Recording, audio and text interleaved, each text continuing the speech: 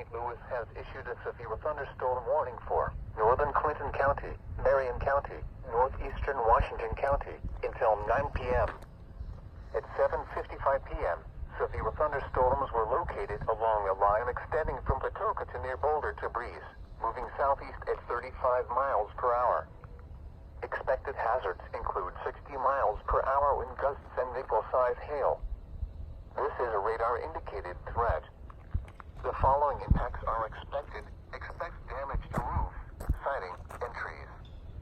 Locations impacted include Centralia, Salem, Breeze, Carlisle, Hoyleton, St. Oval, Germantown, Waumeg, Central City, Odin, Beckenmeyer, Irvington, Patoka, Omega, Stephen Forbes Station, Fairman, Boulder, Shattuck, Helm, and Tonti. This includes the following highways: Interstate 57 in Illinois between exits 109 and 127. Interstate 64 in Illinois near exit 61. This also includes Carlisle Lake Recreational Area.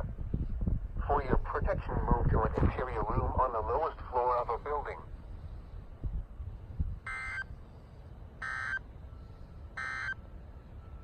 A severe thunderstorm warning remains in effect.